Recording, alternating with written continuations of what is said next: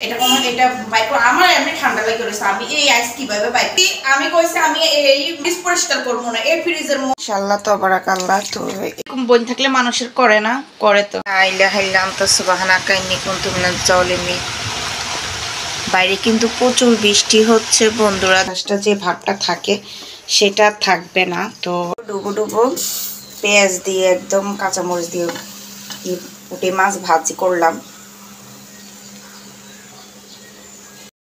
তাবারাকাল্লাহ আসসালামু আলাইকুম তো আপু ছোট্ট এই ব্লগটি কয়েকদিন ধরে দেব ভাবছি দিচ্ছি না তো যাই হোক আজকে একটু ভাবলাম ছোট্ট একটা ব্লগ বানিয়ে ফেলি তো এই তো ছোট্ট একটা ব্লগ বানিয়ে ফেললাম তোমাদের মাঝে নিয়ে আসলাম ব্লগটি তো যাই হোক আমার আপু ভাইয়ারা আন্টিরা আঙ্কেলরা যেখান থেকে আপুর ভিডিওটা দেখতেছো অবশ্যই লাইক করে ভিডিওটা দেখবে আর আপুর পাশেই থাকবে তো এই তো আজকে আপু ব্লগটা শুরু করব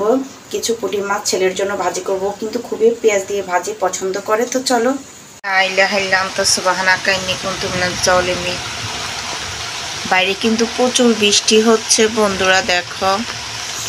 প্রচুর বৃষ্টি হচ্ছে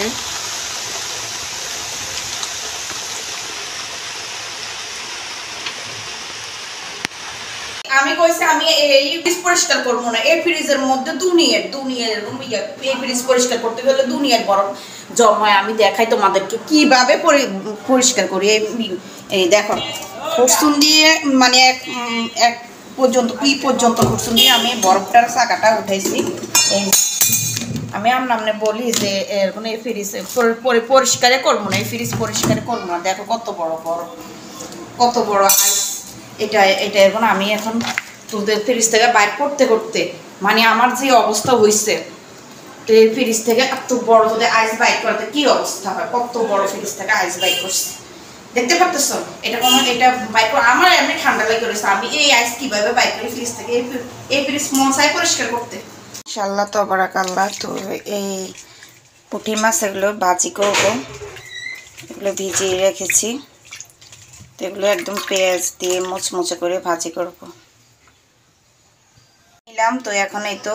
এগুলোর মধ্যে লবণ দিয়ে আর হলুদ দিয়ে মেরিনেট করে নেব তাবারাকাল্লাহ তো এই তো আমি হলুদ দিয়ে দিচ্ছি তেলের মধ্যে দিয়ে তারপরে এভাবে এখানে তো লবণ দিয়ে দিচ্ছি আর এখন পুঁটি মাছগুলো দিয়ে দেব সবগুলোর সাথে একসাথে কিন্তু হলুদ মাখানো হয়ে যাবে যেভাবে বৃষ্টি হচ্ছে এখন বৃষ্টিও চলে আসছে নেমে আসছে তো এখন আমি কাপড় চোপড়গুলো ব্যালকনির থেকে সব নিয়ে যাব বাতাস ছুটছে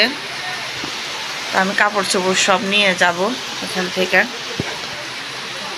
পেঁয়াজটা দিয়ে দিচ্ছি এখন এই তো মাছগুলোকে এভাবে করে রেখেছি আর এর মাঝখানে কিন্তু দিয়ে দিচ্ছি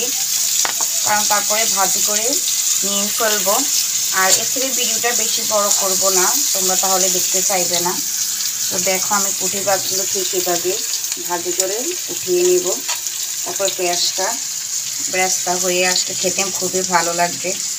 বেসিংয়ে যদি এরকম লেবু দিয়ে তোমরা যদি এরকম করো বেসিংটা পরিষ্কার করো তাহলে তেল কাজটা যে ভাবটা থাকে সেটা থাকবে না তো আপু তো শুধু টমেটো আর এই লেবু দিয়ে আর কি আমি জিনিসটা কাজ করি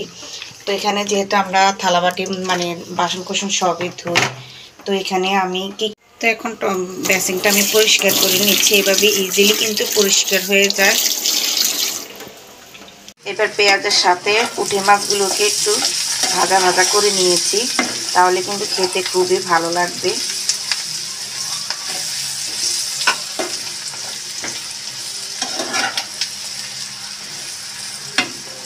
একদম এগুলো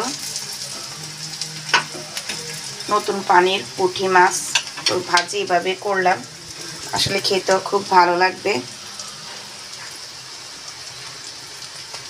তো সবাই ভালো থাকবে সুস্থ থাকবে আজকে এই পর্যন্ত আল্লাহ হাফেজ।